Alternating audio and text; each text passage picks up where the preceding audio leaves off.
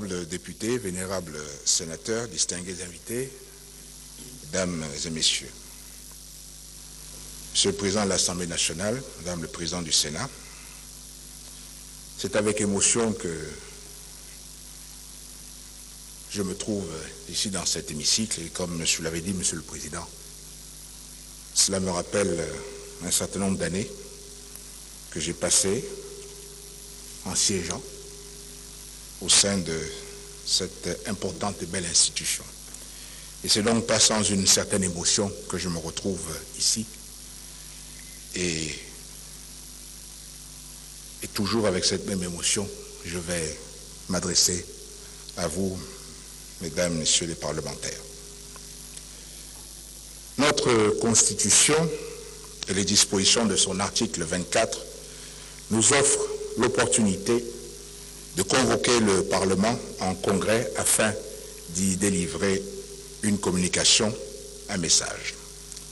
Ma présence devant vous peut être la source d'interrogation de la part des observateurs de notre vie politique nationale, tant l'instant est exceptionnel dans l'histoire des relations entre le pouvoir exécutif et le pouvoir législatif.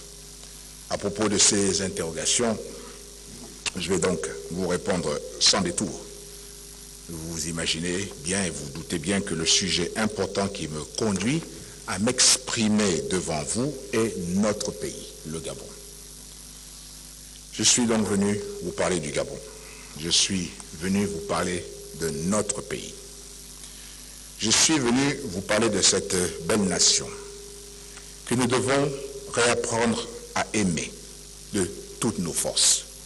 Je suis venu vous dire que nous avons envers notre mère patrie une dette incommensurable et que de ce fait, nous avons envers elle des devoirs infinis.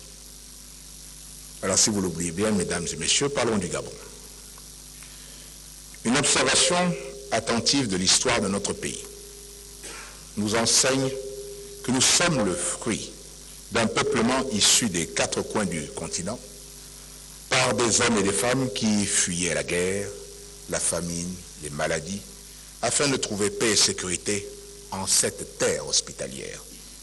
Ils ont vu leur longue marche stoppée par diverses contingences, les obligeant à se fixer sous les bords de l'Ogoué, de l'Ampassa, de l'Angounié, de la Nyanga, de l'Ivindo, de la Lolo, du Wole, de la Monda, du Komo. Le caractère pluriethnique de nos provinces, de nos départements et de nos cantons résulte de ces différents mouvements. L'histoire du Gabon, c'est aussi l'histoire de ces 46 esclaves d'origine du Congo, Cameroun et d'ailleurs, libérés et débarqués sur les côtes de l'estuaire en 1849 après l'abolition de l'esclavage et qui plus tard contribueront à la création de Libreville, la ville des esclaves libérés. Ces origines multiples sont avec les alliances et les migrations récentes le fondement même de la richesse de notre nation, de l'évolution de nos coutumes. L'histoire du peuple gabonais, c'est encore celle des contacts parfois rudes, noués entre les différents villages, royaumes de la côte gabonaise et les colons établis au fort d'Aumale, point de relâche pour les navires de guerre de la marine française qui vont conclure des traités avec les rois locaux. Le métissage s'en verra accentué et plusieurs familles gabonaises adopteront des patronymes à consonance étrangère. Mais nul ne peut aujourd'hui contester que ces familles sont gabonaises et qu'elles sont partie intégrante de notre histoire commune. Libreville servira de point de départ à la colonisation française au Gabon, avec l'installation au fort d'Aumale des missionnaires catholiques sous la conduite du père Jean-Rémy Bessieux. Le christianisme, religion la plus importante au Gabon par le nombre de ses adeptes, s'installera avec l'établissement en 1842 de la mission protestante américaine de Baraka et donnera naissance à un syncrétisme religieux, mélange de christianisme et de croyances locales. Le Gabon, c'est aussi une communauté musulmane. Le Gabon, c'est la terre qui a accueilli, quoique dans des conditions particulièrement difficiles, Cheikh Amadou Mbamba Baké, Samori Touré, Mohamed Alal Al-Fassi, et bien d'autres. Le Gabon d'aujourd'hui, c'est aussi cela. Un pays aux croyances multiples qui symbolise magnifiquement l'esprit d'ouverture aux autres. Le Gabon, c'est l'histoire du docteur Albert Schweitzer, prix Nobel de la paix en 1952, médecin évangéliste alsacien qui a choisi la terre de l'Embarréné pour sauver des vies. Le Gabon, ce sont des hommes, ce sont ces hommes et ces femmes nés avant l'indépendance, de l'autre côté de nos frontières, et qui ont choisi de s'établir ici, d'y fonder leur famille, afin d'y prospérer. Le Gabon, ce sont les échanges entre des peuples qui ont en partage de part et d'autre de nos frontières des épopées comme le Vète, l'Olendé. Le Gabon, c'est aussi ces sportifs, ces peintres, ces sculpteurs, ces musiciens. Mais c'est également ces conteurs, ces écrivains, ces rites, ces rythmes et ces danses. Libreville est devenue une cité cosmopolite où se côtoient toutes les ethnies du Gabon. Des immigrés d'Afrique centrale et de l'Ouest, des Européens, des Maghrébins, et qui s'enrichit progressivement d'une population nouvelle, originaire d'Asie. Toutes ces énergies, toutes ces intelligences et ces talents constituent des richesses qu'il faut savoir préserver, valoriser en autant d'acquis pour notre nation. Tous ces éléments sont des atouts et ne doivent pas être perçus comme des différences susceptibles de créer une quelconque menace. Car comme le disait Antoine de Saint-Exupéry, quand tu diffères de moi, loin de me léser, tu m'enrichis. Notre acceptation de l'autre dans sa différence, caractérisée par notre hospitalité, ajoutée à notre volonté de relever ensemble les défis qui se posent à nous, sont les fondements de notre vivre ensemble. Ces fondements sont aujourd'hui menacés. Et j'entends aux portes de notre maison Gabon les coups de boutoir. Les coups de boutoir de ceux qui, visibles ou tapis dans l'ombre, caressent le sombre espoir de voir voler en éclats ce qui fait notre spécificité, notre authenticité et donc notre force. En effet, depuis quelque temps, un certain nombre de compatriotes, relayés par quelques médias locaux et étrangers, veulent faire croire que le président de la République serait fermé à toute idée de dialogue. J'ai été, je suis et je resterai un homme de dialogue et d'ouverture. Et nul ne peut me le contester. Alors qu'à un moment de notre histoire, beaucoup parmi nous étaient opposés à toute idée d'ouverture politique, à force de dialogue, j'ai contribué, comme d'autres, contre vents et marées, à l'instauration du multipartisme. D'ailleurs, certains parmi vous, avec qui j'ai siégé au sein de cet hémicycle, savent que j'ai toujours encouragé le dialogue avec nos adversaires politiques. C'est cette même volonté d'ouverture de dialogue qui a dicté la main tendue que j'ai offerte dès mon accession à la magistrature suprême. En tant que président de la République, j'ai séjourné dans toutes les provinces du Gabon. J'ai rencontré des hommes et des femmes dignes, fiers de ce qu'ils sont et qui attendent de nous, Parlement, gouvernement, que nous apportions des réponses concrètes et immédiates à leurs attentes. Que veulent les femmes et les hommes de ce pays? Ils veulent que l'État construise des routes, des écoles, des hôpitaux, que l'État les aide à accéder à un emploi, à la propriété ou à un logement décent. Ils veulent accéder à la satisfaction de leurs besoins essentiels. Nos compatriotes ne veulent plus de l'attentisme, des palabres politiciennes stériles, des grandes messes inutiles, bref, tout ce qui a contribué à gangréner notre vie politique ces 20 dernières années.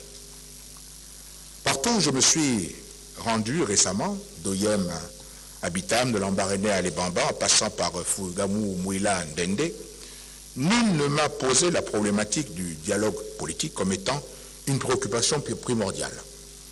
Pas même dans les quartiers de Libreville. Bien au contraire, nos compatriotes n'ont eu cesse de me dire « Ali, fais ce que tu as à faire. La politique, on est fatigué. » Ou encore me disait « Ali, vas-y, courage. N'abandonne pas, on est avec toi. » Voilà ce que j'ai entendu. Honorables députés, vénérables sénateurs, distingués invités, mesdames et messieurs, aujourd'hui, nous devons opérer une rupture. Rupture avec ce qui n'a pas bien fonctionné. Rupture avec ces 20 dernières années de marche à reculons. Nous ne pouvons pas renier notre héritage, nous devons entièrement l'assumer, chacun pour sa part. Mais nous savons aussi que dans tout héritage, il y a un actif et il y a un passif. Nous devons nous défaire de ces pesanteurs du passé et nous orienter résolument vers notre destin commun qui nous impose de réussir. C'est le lieu ici de saluer les efforts de nos prédécesseurs qui ont contribué à la naissance de notre première administration et à la création de nos premières grandes infrastructures, jetant ainsi les bases d'un État moderne. Ces progrès ne doivent cependant pas occulter le douloureux héritage du consensus tous azimuts.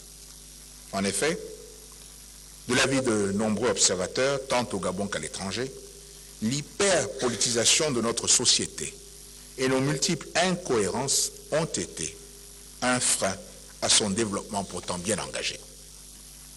La conférence nationale, événement initialement accueilli par les filles et fils de ce pays comme le rendez-vous du nouveau départ, a permis un certain nombre d'acquis très importants, avec notamment l'adoption du multipartisme, la liberté d'association, d'opinion et d'expression, la mise en place des institutions démocratiques et républicaines, la séparation des pouvoirs. Mais tout ceci, avant d'être détourné de son objet, pour se transformer en d'interminables joutes, en des règlements de compte politiques.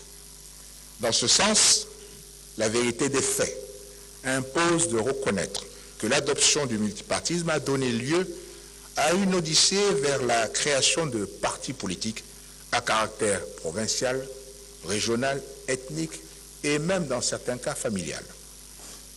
Tout se passait comme si la création d'un parti politique permettait un accès plus facile, plus rapide et plus évident à la richesse plutôt que le travail à l'usine ou à la plantation. En d'autres termes, créer un parti politique était le moyen le plus sûr de s'enrichir rapidement et indûment grâce aux subventions que versait l'État et que personne n'a jamais pris le soin de contrôler.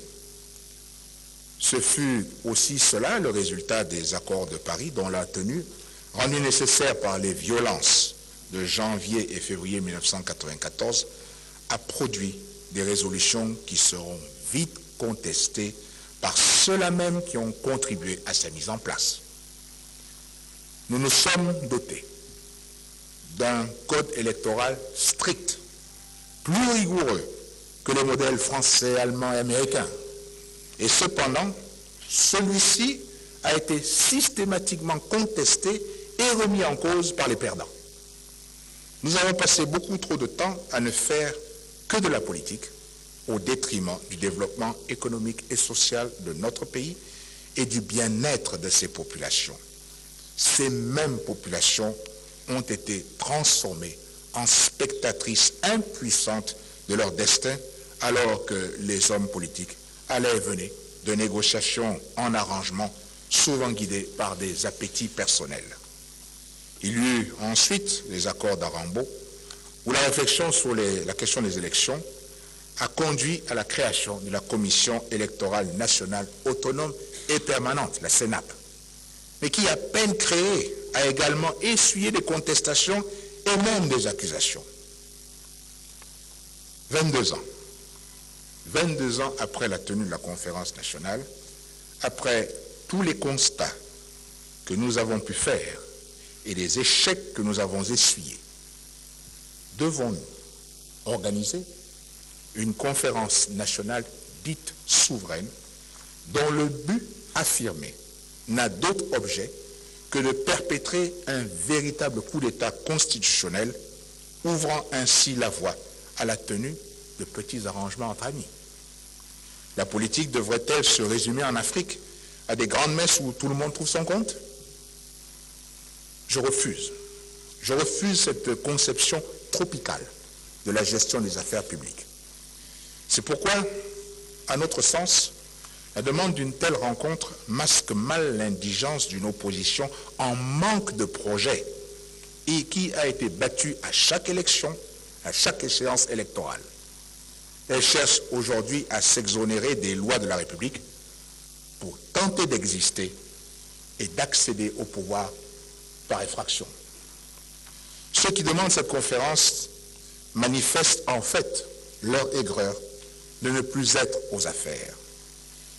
Et c'est cette manière de faire qui justifie, entre autres, le rejet de nos compatriotes, le rejet que nos compatriotes expriment de plus en plus vers la classe politique.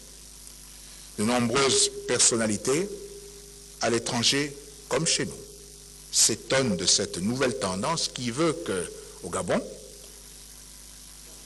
on se proclame opposant dès lors qu'on n'est plus aux responsabilités, comme si la seule vie politique qui vaille est celle que l'on mène au gouvernement. Mais être ministre n'est pas une profession. En est-il pas normal pour un pays qui veut se développer de faire appel à des nouvelles énergies, de donner sa chance à une nouvelle génération? Nous devons apprendre à passer le témoin, à faire en sorte que d'autres talents émergent. Certains veulent rester scellés à leur poste au risque de bloquer des générations entières de nos compatriotes. Ceux qui veulent la conférence nationale aujourd'hui, ce sont les mêmes qui hier encore la refusaient. Ils la refusaient tout simplement parce qu'elle ne servait pas leur intérêt. Ils la refusaient parce qu'elle risquait d'ouvrir la voie à de nouvelles forces politiques auxquelles ils ne voulaient ni ne pouvaient rien faire. Ceux qui réclamaient à corps et à cri la conférence et qui réclament aujourd'hui à corps et à cri la conférence nationale, ce sont les mêmes qui hier ont été jusqu'à introduire dans la Constitution de la République un âge limite pour accéder à la fonction ministérielle, pensant ainsi me punir de m'être montré favorable au dialogue politique. Et 2 décennies après, ces mêmes personnes veulent une conférence nationale, non pas dans l'intérêt du Gabon et des Gabonaises, mais dans le seul but d'assouvir leur appétit de pouvoir et de position. Mais dans toute démocratie moderne, dans toute véritable démocratie, le lieu par excellence du débat contradictoire, il est précisément ici, au Parlement. C'est ici, au milieu des représentants du peuple et de la nation, que se mène le véritable dialogue, puisqu'en votre sein, toutes les parties du territoire et donc toutes nos communautés sont représentées. Dans l'exercice de mes fonctions de président de la République, j'ai déjà prouvé que je savais me mettre à l'écoute de mes compatriotes. Je l'ai fait s'agissant de l'épineuse question de l'île Mbagné, en recevant toute la classe politique et toutes les forces vives de la nation. Rien ne m'obligeait, je l'ai fait. Je l'ai fait s'agissant de l'introduction de la biométrie dans notre système électoral. J'aurais pu la refuser, cette biométrie, comme certains de ceux qui s'attaquent à moi aujourd'hui et qui hier, dans un passé récent encore, le refusaient. Mais j'ai considéré dans l'un et l'autre cas qu'il y allait de l'intérêt supérieur de la nation, alors je l'ai fait. Et je vous annonce que dans les prochaines semaines, je recevrai à nouveau la classe politique et les forces vives de la nation pour parler de la CEMAC. Car, comme vous le savez, notre pays assure la présidence de cette organisation sous-régionale depuis le dernier sommet de Brazzaville. Je ne redoute pas le dialogue, mais je ne dialoguerai pas avec des personnes qui ne respectent ni les institutions de leur propre pays, ni ceux qui les incarnent, encore moins les lois de la République. Je ne dialoguerai pas avec ce genre de personnes. Je ne dialoguerai pas avec des personnes qui, se prétendant chrétiennes, envoient des casseurs dans la rue le jour de l'Assomption, jour consacré à la célébration de la Vierge Marie. Je ne dialoguerai pas avec des personnes qui, ayant occupé des hautes fonctions dans l'État, veulent bafouer les symboles de la République en cherchant à occasionner des violences le 17 août, jour de la célébration de notre indépendance. Je le dis très clairement, tant que ces personnes-là poseront des actes antipatriotiques et de défiance à l'autorité de l'État, je ne les recevrai pas. Et tant que par leurs actes, ces gens-là mettront en péril la vie des citoyens qu'ils prétendent protéger, je ne les recevrai pas. Nous avons le devoir de préserver notre unité et notre cohésion nationale. En tant que président de la République, j'ai le devoir d'assurer cette cohésion. Par conséquent, je reste disposé à recevoir et à travailler avec tous ceux des compatriotes qui le désirent dans le strict respect des institutions et des lois de la République. L'objectif que nous devons nous fixer dès aujourd'hui est de situer le Gabonais avec lui-même et avec l'autre. En chacun de nous, il y a nous et l'autre. Parce que dans tout homme, il y a deux êtres. Un être individuel qui se perd dans les méandres de la solitude et un être social qui se construit exclusivement par l'acceptation de l'autre. La différence des représentations et des comportements avec l'autre et moi n'est donc pas le fait d'une différence naturelle, mais plutôt l'effet d'un formatage culturel de la pensée. J'ai prêté le serment d'œuvrer en tout temps et de toutes mes forces pour le bien-être du peuple gabonais. Et à ce titre, je lui dois la vérité. Mais la vérité est très simple. Je ne laisserai personne remettre en cause notre vivre ensemble, quels que soient les prétextes, les motivations ou la qualité des auteurs. Honorables députés, vénérables sénateurs, distingués invités, mesdames et messieurs, nous nous devons de tourner le dos à la violence parce que la violence fait accéder à la folie. La folie, elle, est meurtrière pour soi-même et pour ceux qui nous entourent. Nous n'avons jamais vu de par le monde un pays qui se soit développé en détruisant ses fondements essentiels. La nation gabonaise est forte lorsqu'elle élève la contradiction au-dessus des particularismes, mais elle est faible et fragile lorsqu'elle se laisse aller à la stigmatisation, à l'exclusion, au repli identitaire. En tant que chef de l'État, en tant donc que garant du bon fonctionnement des institutions et de la cohésion nationale, en tant qu'homme ouvert au monde, je me battrai de toutes mes forces pour le bien des Gabonais. Je consacrerai toute mon énergie pour l'amour de notre pays, à la lutte contre la division, la stigmatisation, la balkanisation et la xénophobie. Nous devons lutter contre les promoteurs de ces maux qui ont produit tant de désastres et de désolations sur le continent et que certains comportements irresponsables risquent d'attirer aux portes de notre pays. Notre nation, elle n'a ni besoin de régionalisme, ni besoin de tribalisme. Notre nation a besoin de cohésion et de sérénité. Notre nation a besoin de paix et de développement. Le tribalisme, c'est une forme de racisme. C'est une bête immonde qu'il convient de combattre avec la dernière énergie. À ce titre, Monsieur le Président, je demande au Parlement d'étudier le cadre législatif nécessaire pour pénaliser le tribalisme au même titre que le racisme. Par conséquent, toute entité privée ou étatique, politique ou religieuse qui prône et développe des thèses tribalistes devra être poursuivi et condamné par la justice. Car le tribalisme est un poison que certains sont en train d'inoculer dans notre corps social en prônant la supériorité de soi et le rejet de l'autre. L'autre, c'est qui l'autre? C'est quoi l'autre? Et pour certains, l'autre, c'est le Pounou, l'autre, c'est le Fang, l'autre, c'est le Kota, le Mienné, le Teke, le Pygmée. Mais l'autre aussi, c'est le Fang de Bitam lorsqu'on est Fang d'Oyem. L'autre, c'est le Pounou de Mouila lorsqu'on est Pounou de Chibanga. L'autre, c'est le Teke lorsqu'on est en Bamba. L'autre, c'est le Rungu lorsqu'on est Nkomi. L'autre, c'est le Pongwe de glace alors qu'on est Pongwe de Louis. L'autre, c'est le Camerounais, le Congolais, l'Ivoirien, le Béninois, le Sénégalais, le Malien. L'autre, c'est le blanc, le rouge, le jaune. L'autre, c'est l'arabe. L'autre, c'est le chrétien. L'autre, c'est le musulman, le bouddhiste, le bouddhiste. L'autre, c'est l'étranger. Mais en définitive, on peut se demander, poser une question. C'est qui l'autre?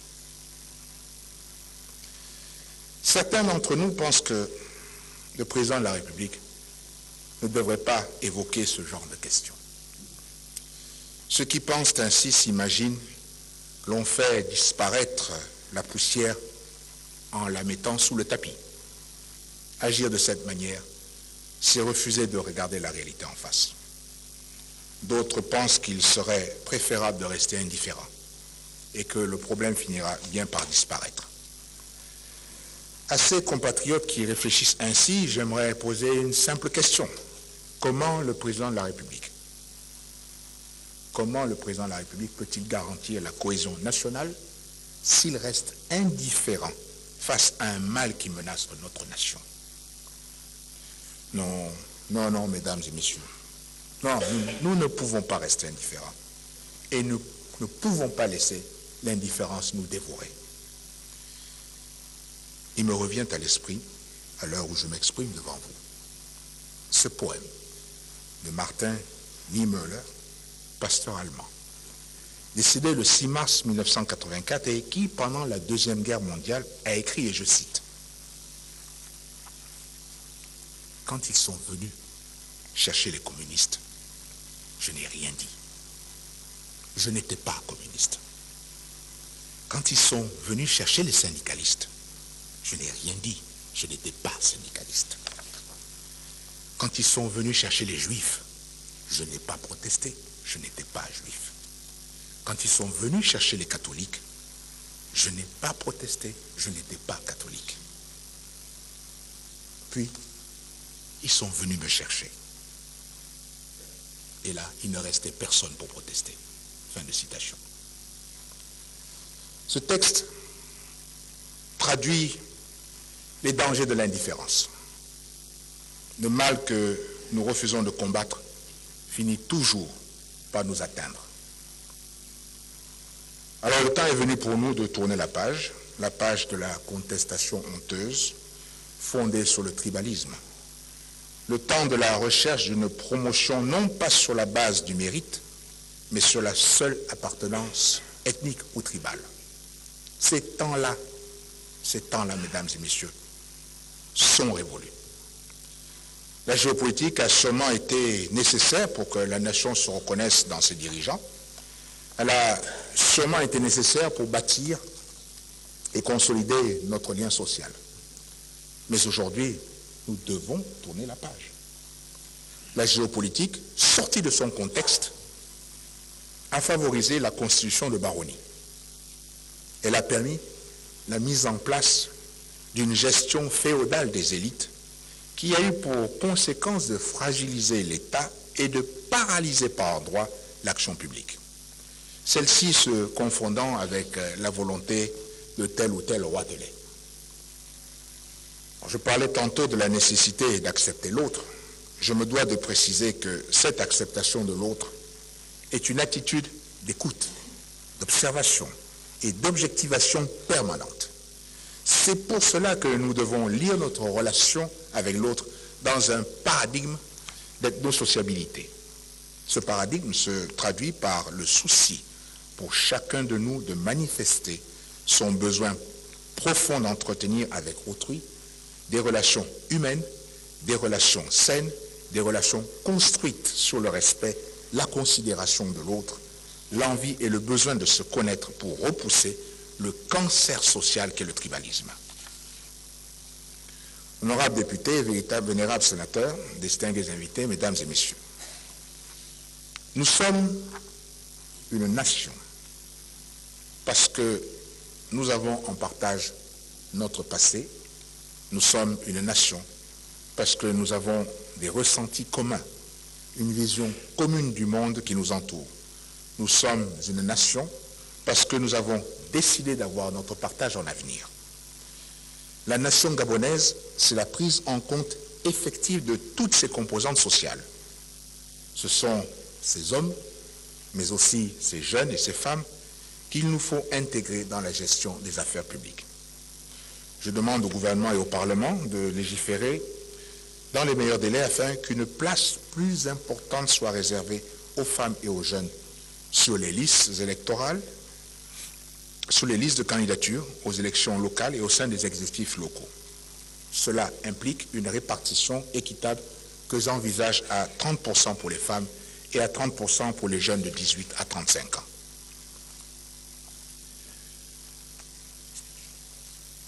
Nous sommes aussi une patrie. Nous le sommes parce que tout au long de notre histoire commune, nous avons su établir une continuité non seulement de notre territoire, mais aussi de nos réalisations, de nos réussites, de nos rêves, de nos efforts. Nous sommes une patrie parce que nous avons conscience d'avoir hérité du labeur de nos ancêtres. Nous le sommes aussi par notre éducation, nos croyances, notre attitude face à la mort, notre manière d'invoquer l'au-delà.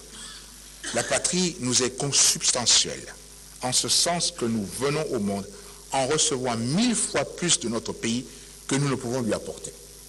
C'est pourquoi on parle souvent du culte de la patrie. Alors oui, ayons l'amour de notre pays et le culte de la patrie comme dénominateur commun.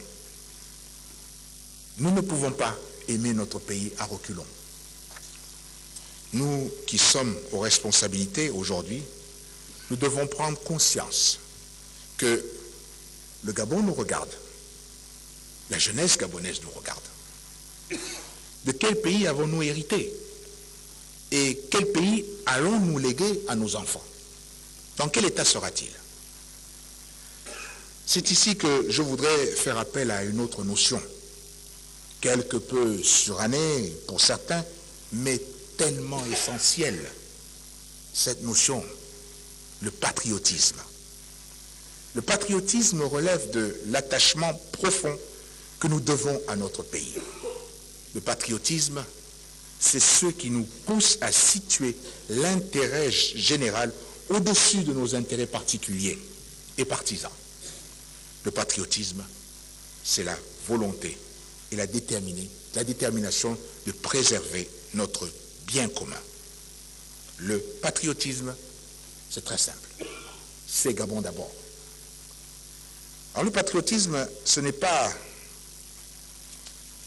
indiquer que la victoire de l'équipe nationale reviendrait à une ethnie au motif que celui qui a embarqué le but appartient à cette ethnie-là. Le patriotisme, c'est célébrer le vert, jaune, bleu, au-delà de toute autre considération. Le patriotisme, c'est, comme vous l'avez fait ici, célébrer notre médaillé olympique pour l'honneur qu'il a fait à notre pays. Le patriotisme, c'est aussi l'extraordinaire communion qui a enflammé le peuple gabonais tout entier lors de la CAN 2012. Ensemble, nous avons célébré nos victoires. Ensemble, nous avons pleuré quand fut venu l'heure de la défaite. Mais nous avons été unis dans la victoire et soudés dans la défaite. Nous qui ensemble, nous avons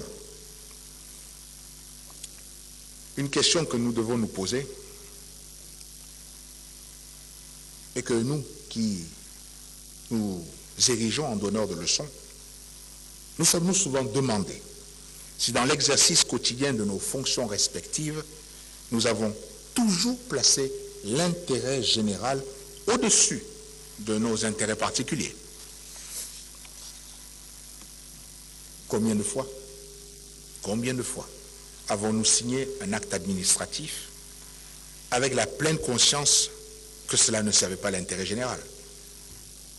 Mais nous l'avons quand même fait, pour notre propre intérêt. Combien de fois avons-nous fermé les yeux sur un contrat, une convention, un marché dont nous savions qu'il ne servait pas l'intérêt du pays? Mais nous l'avons fait. Combien de fois avons-nous bradé notre patrimoine commun, notre sous-sol, dans des conventions léonines, en ne pensant qu'à nous-mêmes, sans penser au pays, encore moins aux générations futures? Combien de fois? Mais nous l'avons fait. Combien de fois avons-nous, par cupidité, contribué à spolier notre pays au seul profit des grands groupes étrangers? Combien de fois? Mais nous l'avons fait. De ces questions essentielles, nul ne veut parler. Lorsque, en 2007, déjà, Omar Bongo Ondimba, notre président, mon prédécesseur, dans un discours désormais passé à la postérité, posait la même problématique. Il ne s'adressait pas aux gens venus d'ailleurs, de nulle part. C'est à nous qu'il parlait, la classe politique, classe dirigeante et population gabonaise. Chacun à sa place et chacun en ce qui le concerne. C'est nous, Gabonais, qui avons fait et à Gabon. C'est nous, Gabonais, qui avons détruit à Gabon. C'est nous, Gabonais, qui avons fait le transgabonais. Mais c'est nous, Gabonais, qui avons détruit le transgabonais. C'est nous, Gabonais, qui avons fait Africa numéro 1, mais c'est nous, Gabonais, qui avons détruit Africa numéro 1. C'est nous, Gabonais, qui avons fait la fondation Jeanne Bory, l'hôpital pédiatrique d'Ovendo. C'est nous, Gabonais, qui les avons détruits. Blâmer l'autre ne peut en aucune façon nous exonérer de notre propre responsabilité. Certains semblent avoir mis un tel acharnement à détruire notre pays qu'on en viendrait à croire quelque part qu'ils possèdent un pays de rechange. Mais nous, Gabonais, Gabonaises, nous n'avons pas de pays de rechange. C'est pourquoi nous devons tout mettre en œuvre pour construire ce pays-là, pour construire notre pays. Nous devons bâtir une nation prospère. C'est notre génération qui doit y arriver, faute de quoi le retard accumulé sera irrattrapable par nos enfants.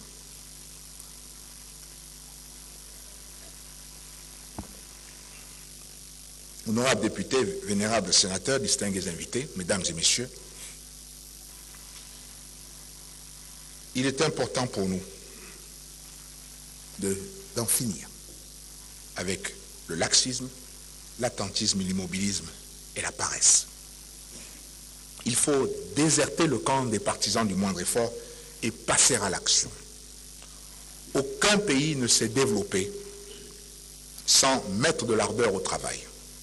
Le travail à l'atelier, le travail à l'usine, le travail dans l'entreprise, le travail au ministère, le travail en plantation, à la plantation, le travail en mer.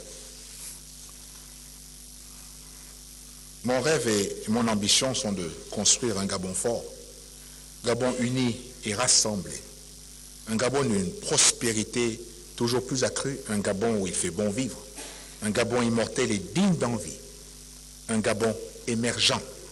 Cela est possible, d'autres l'ont fait, nous le pouvons aussi.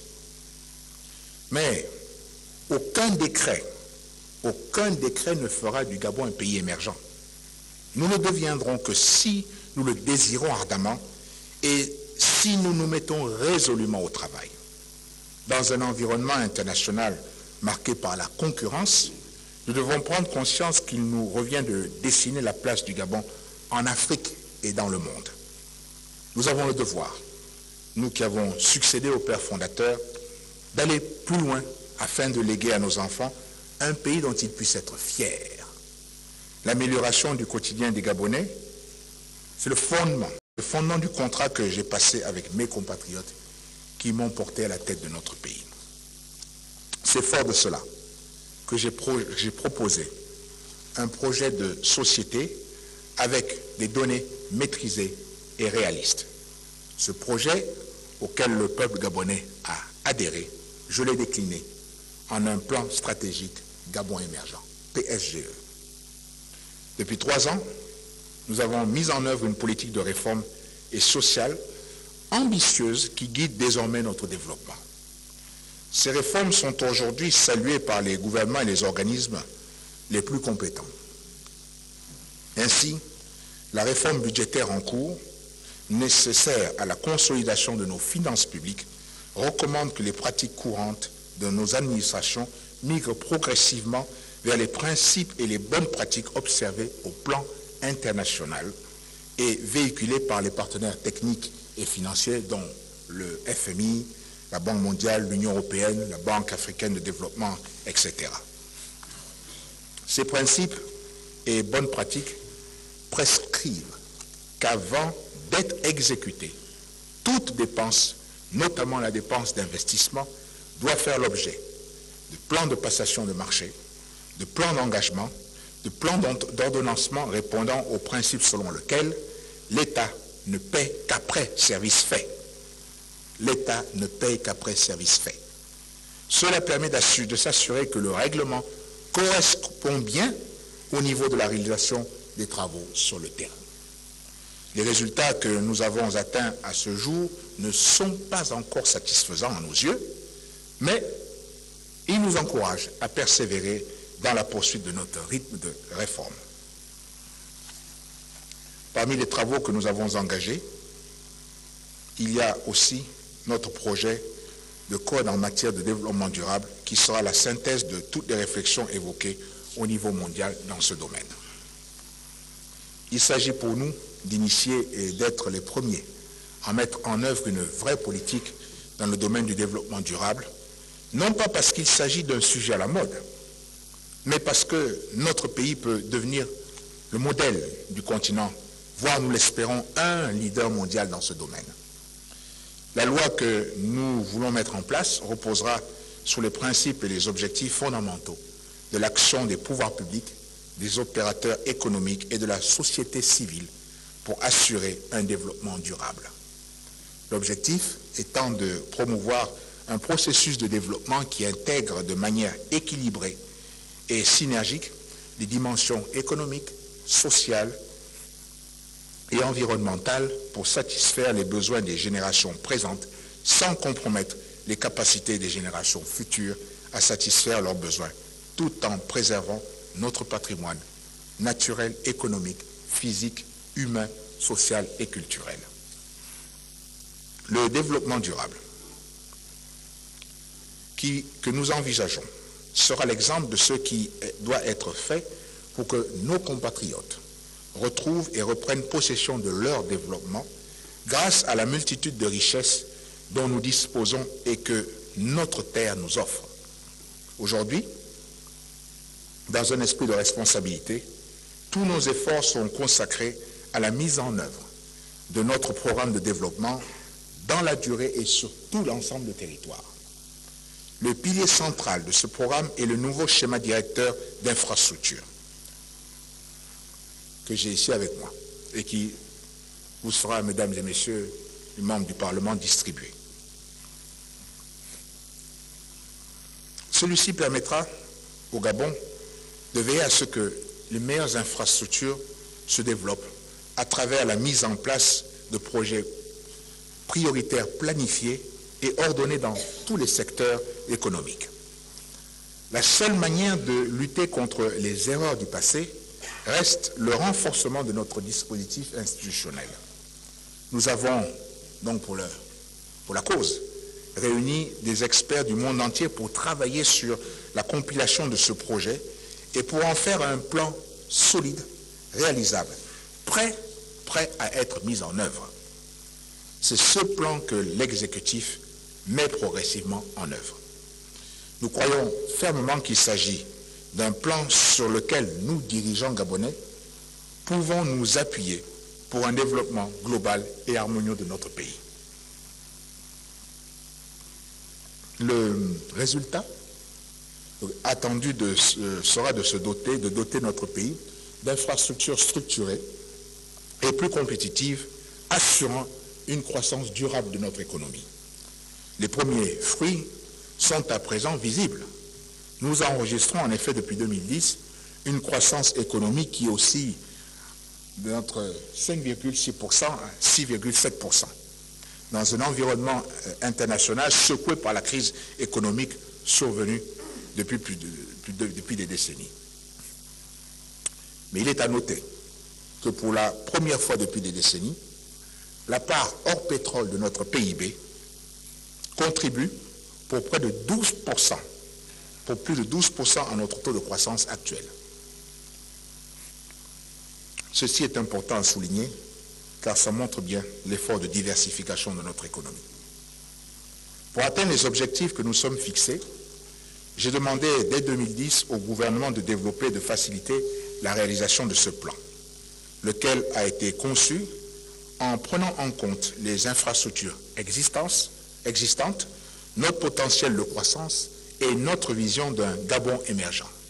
Cela induit la mise en synergie du Gabon industriel, du Gabon vert et des services. Mon espoir à travers les réformes engagées est de démontrer à nos concitoyens et aux investisseurs potentiels, ainsi qu'au monde entier, que le Gabon est désormais une terre d'opportunités. Le schéma directeur que je vous présente aujourd'hui est le premier du genre initié et adopté par notre pays. Son articulation simplifiée conduit à, d'abord, la présentation d'un cadre comportant l'analyse économique des secteurs porteurs, leur potentiel d'évolution ainsi que la méthodologie utilisée. Puis une stratégie fixant les orientations générales de l'État en matière de modernisation, de construction, de développement d'infrastructures respectueuses de l'environnement et participant au développement durable. Ensuite, la présentation d'un planning de lancement des projets et le rôle moteur que le secteur privé doit y jouer. Enfin, la mise en place d'outils de programmation et de prise de décision conformes aux normes internationales. L'exécution du schéma directeur donnera une impulsion décisive à la diversification de l'économie gabonaise. Elle stimulera l'investissement local et étranger direct afin d'améliorer les conditions de vie des populations. C'est ici qu'il convient de souligner la nécessité du partage des fruits de la croissance. Ce partage que nous avons présenté à travers le triptyque paix, développement, partage, ne peut se faire qu'à travers la mise à disposition des populations des infrastructures de base, que sont la route, l'hôpital, l'école, l'habitat, etc. Ce partage, c'est aussi la sécurité sociale, l'augmentation des allocations d'études, l'emploi et l'augmentation du pouvoir d'achat. Nous avons besoin, pour parvenir aux résultats escomptés, de marquer notre pleine et entière unité autour du projet Gabon émergent, afin que ressorte notre véritable unité pour bâtir notre pays. En résumé, le plan stratégique Gabon émergent, le PSG, vise à faire du Gabon un pays émergent à l'horizon 2025. Ainsi, la période 2009-2025 devrait voir la mutation d'une économie à faible valeur ajoutée et peu créatrice d'emplois vers une économie diversifiée s'appuyant sur les trois piliers essentiels, le Gabon vert, le Gabon industriel et le Gabon des services, porté par un secteur privé dynamique et surtout, un tissu de PME créateur d'emplois. La stratégie prévoit durant la période 2009-2016 de bâtir les fondements de l'émergence à travers le développement d'un réseau national d'infrastructures économiques et sociales compétitif, le renforcement du capital humain et des compétences nationales dans les nouveaux piliers de croissance, des réformes conduisant vers la mise en place d'un environnement des affaires de rang international afin d'attirer un flux massif d'investissements privés nationaux et étrangers, et enfin, la consolidation et la gouvernance, la bonne gouvernance, notamment à travers une réforme en profondeur et un renforcement des capacités de l'administration gabonaise. L'agenda 2012 du plan stratégique Gabon émergent marque une innovation majeure dans la stratégie de mise en œuvre avec un souci de synergie maximale dans l'action gouvernementale. Ainsi, 8 plans nationaux intégrés ont été élaborés, fédérant dans une démarche cohérente les actions prévues dans ce domaine par chaque ministère, dans lesquelles une méthodologie commune, un travail d'équipe entre plusieurs ministères et un pilotage coordonné s'avèrent nécessaires pour une mise en œuvre de l'action gouvernementale. De même, ces plans ont été déclinés en projets qui permettent de réorienter le fonctionnement de l'administration. Depuis 3 ans, déjà, le gouvernement de la République met en œuvre le PSGE, secteur par secteur. Des réalisations sont plus visibles dans certains secteurs. Les retards que l'on semble observer ici et là seront rattrapés conformément au nouveau programme de travail gouvernemental. Le PSGE, cependant, n'atteindra sa pleine mesure que si les PME-PMI gabonaises prennent une place plus affirmée dans notre économie. Car je ne crois pas à un développement économique uniquement fondé sur les grandes entreprises. Nous avons besoin d'un véritable réseau de PME-PMI dynamique, efficace et qui donne la pleine mesure du génie et du savoir-faire gabonais. Honorables députés, vénérables sénateurs, vous l'avez bien compris, il ne peut y avoir aucun développement, mais aucun développement, mes chers compatriotes, dans la haine et dans la division. Les représentants du peuple que vous êtes doivent travailler sans relâche en vue de créer chaque jour les conditions de production d'un Gabon prospère à travers le vote de la loi, le consentement de l'impôt et le contrôle quotidien de l'action de l'exécutif dans les conditions prévues par la loi. Je vous demande, à vous, Parlement, qui exercez une très grande partie du pouvoir législatif et le contrôle de l'action gouvernementale, de vous approprier pleinement le plan stratégique Gabon émergent duquel découle le schéma directeur national d'infrastructure, afin que vous l'utilisiez comme un outil devant vous aider à mieux comprendre les orientations générales prises par le gouvernement. C'est aussi un outil visant à faciliter le vote de la loi et le contrôle des activités du gouvernement en rapport avec l'exécution de la loi des finances et des lois générales. Le gouvernement vous soumettra dans les prochaines semaines un projet de loi d'orientation sur le plan stratégique Gabon émergent. Votre responsabilité serait entière si, du fait d'une absence de loi, certains plans stratégiques Gabon émergent venaient à ne pas être exécutés. Votre responsabilité serait entière si, par manque de contrôle de votre part, le gouvernement venait à ne pas respecter les délais et les normes d'exécution du plan. C'est pour cela, c'est pour ces missions nobles que les Gabonais vous ont donné mandat d'agir en leur lieu et place pour la construction d'un nouveau Gabon, un Gabon de l'ambition. Car l'ambition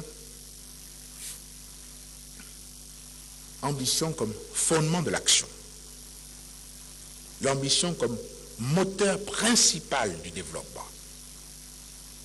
Si ceci est un rêve, Alors nous l'assumons et nous vous invitons à le partager. Monsieur le Président,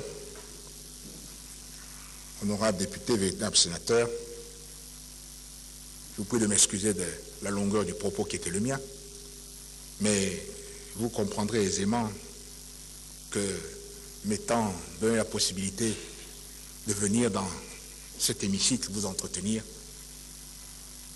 je ne pouvais pas le faire en 5 minutes. Et j'ai donc pris un petit peu de votre temps pour vous parler de problèmes et de questions importantes aux yeux de notre population. Et je suppose aussi que c'est de ma part un peu par nostalgie, car généralement dans les fonctions qui sont les miennes, on parle un peu moins, alors que dans celles qui sont les vôtres, on peut laisser libre cours à de longs propos et des propos souvent enflammés.